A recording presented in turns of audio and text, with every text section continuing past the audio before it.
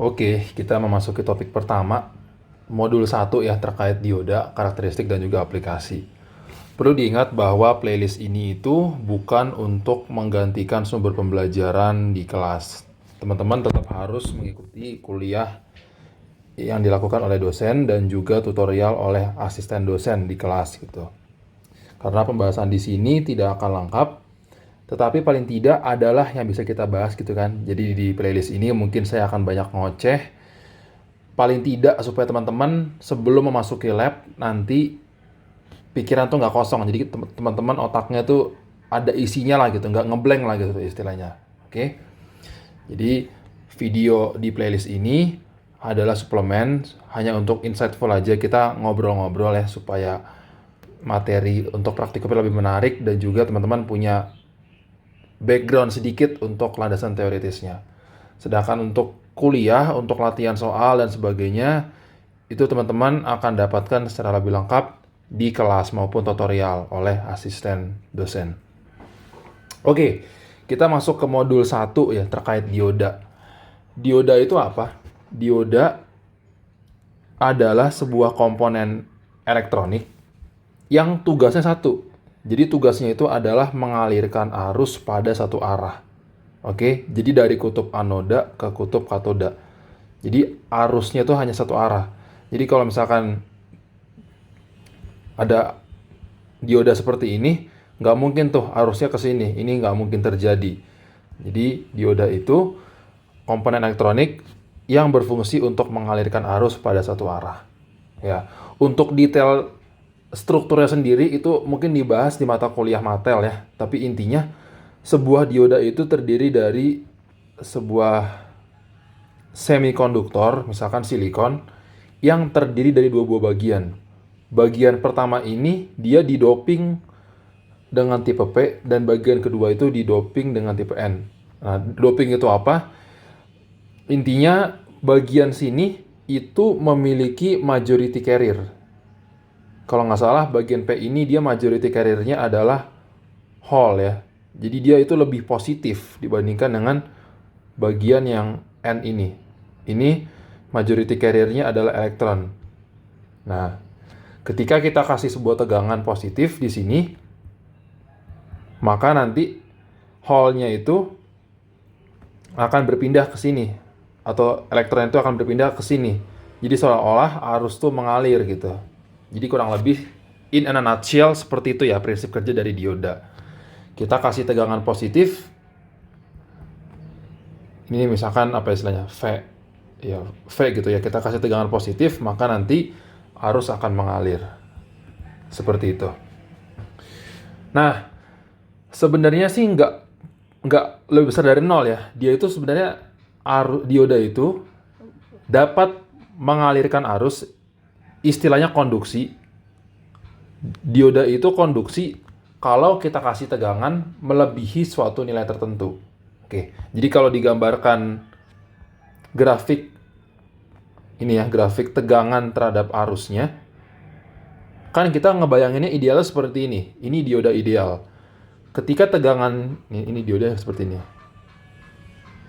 Ini tegangannya dioda ya. By convention positifnya itu ada di anodanya dan negatifnya ada di katodanya. Nah, kita ngebayangin dioda ideal, kalau misalkan V-nya ini negatif, kan berarti kan dia tidak mengalirkan arus. Oke? Artinya ketika V-nya 0, arusnya itu 0. Oke? Sedangkan ketika V-nya ini positif, dia dapat mengalirkan arus berapa saja. Oke, tergantung rangkaian yang ada di sininya gitu. Dia bisa mengalirkan arus berapa aja. Makanya grafik IV untuk dioda ideal itu seperti ini. Oke, jadi dia tegak lurus seperti ini. Namun tadi saya bilang, sebenarnya dia harus melewati suatu nilai tertentu yang disebut dengan tegangan cut-in. Oke, jadi ada namanya tegangan cut-in. Jadi dia bukan lebih besar dari 0, tapi lebih besar dari tegangan cut-in. Nah, tegangan cut-in ini biasanya 0,7 volt ya. Dia tergantung dengan material diodanya. Ada dioda germanium, dioda silikon, dan sebagainya. Ini beda-beda nilai tegangan cut-in-nya. Tapi biasanya yang kita pakai di analisis di mata kuliah ini itu 0,7. Nah, jadi ini adalah model sederhana dari dioda ya. Karakteristik arus tegangannya. Nah, jadi kalau kita tuliskan,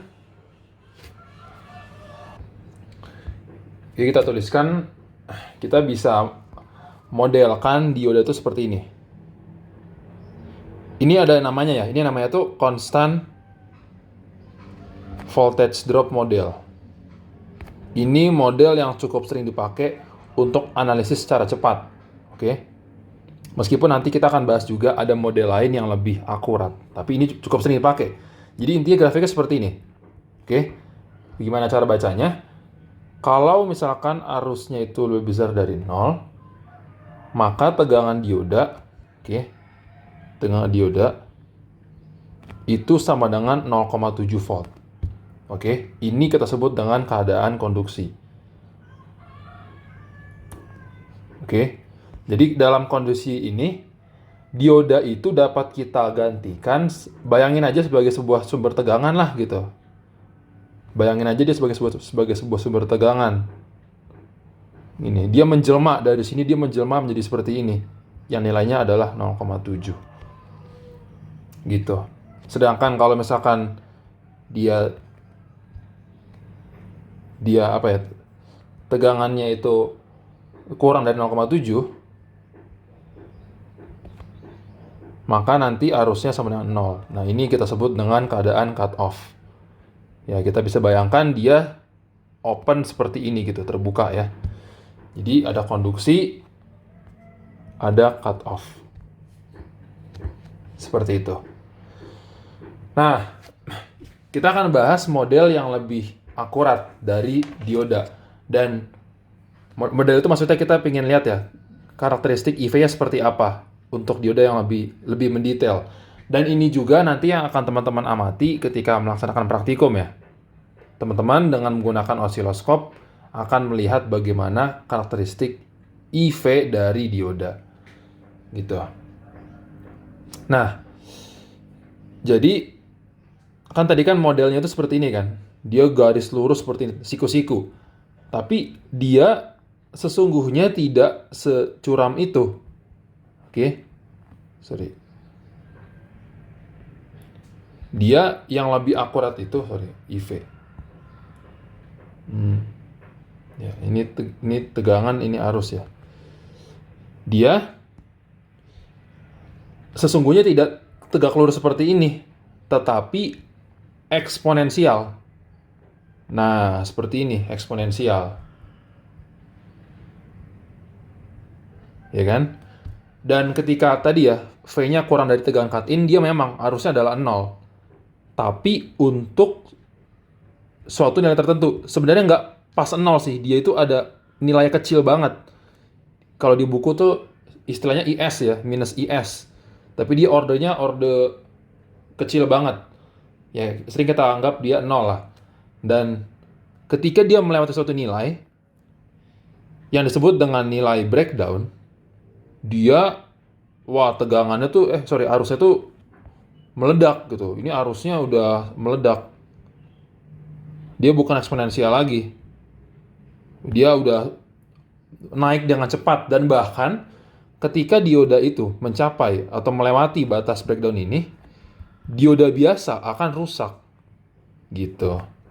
Nah, makanya dioda itu kita pertahankan, ya meskipun dia fungsinya itu untuk mengalirkan arus pada satu arah, tapi kita mengusahakan supaya tegangannya itu tidak melewati batas ini. Memang sih nilai breakdown ini sangat besar. Kalau dilihat di datasheet, mungkin ada yang sampai puluhan atau bahkan ratusan volt. Biasanya puluhan volt sih, dia puluhan volt baru rusak gitu. Tapi perlu diketahui dia punya juga namanya zona breakdown. Oke. Jadi kalau kita kasih nama, ini tuh adalah breakdown region. Ini adalah reverse bias. Dan ini adalah forward bias. Gitu. Nah, untuk dioda biasa kita bakal banyak berurusan di bagian forward bias ini. Di forward bias ini, gimana sih ekspresi dari arus dioda? Jadi pada forward bias, arus dioda itu kan saya katakan ya, itu eksponensial. Dia itu modelnya adalah IID sama dengan IS E pangkat tuh. Jadi dia eksponensial, E pangkat tegangan tuh. Ini saya kasih VD nih, saya kasih ID ya biar lebih jelas. E pangkat VD per suatu angka namanya thermal voltage VT dikurang 1.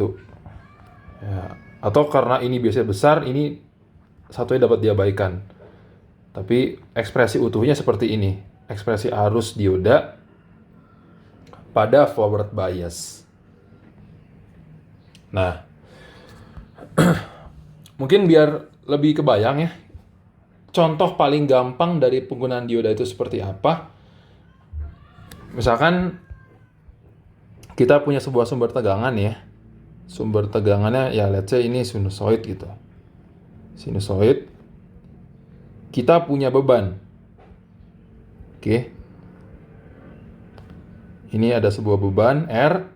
Ini adalah sumber tegangan Vs. Vs itu let's say grafiknya seperti ini. Dia sinusoid ya. Nah, ini T, ini Vs.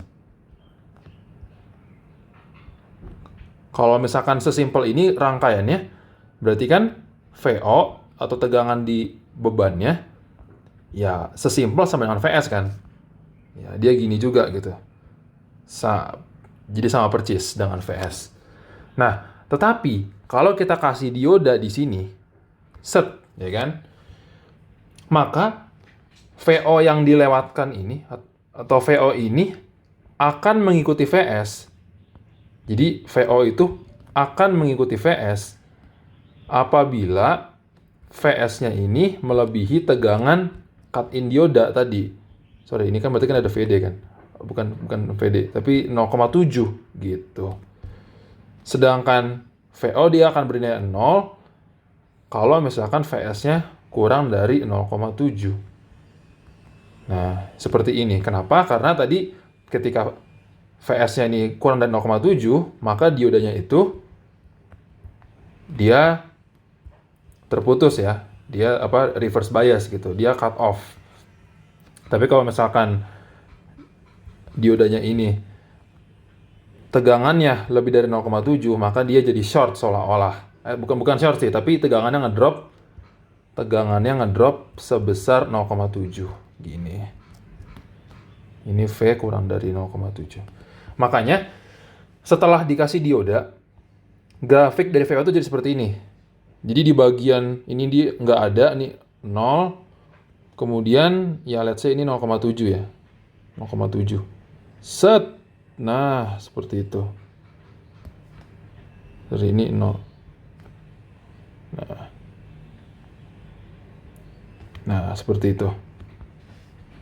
Jadi, grafik VO adalah seperti ini. Nah, ini adalah fungsi paling simpel dari dioda, yaitu sebagai rangkaian penyearah atau rectifier. Nah, di praktikum ini kita juga akan bahas nih secara lebih mendetail tentang rectifier. Ini kita sebut dengan penyearah setengah gelombang. Karena kalau misalkan tadi inputnya adalah sinusoid, dia hanya melewatkan setengah fasa saja dari sinyal inputnya. Nah, kita akan bahas lebih mendetail ini di video berikutnya. Jadi, di playlist ini saya akan coba potong-potong supaya tidak terlalu panjang. Sekian, terima kasih.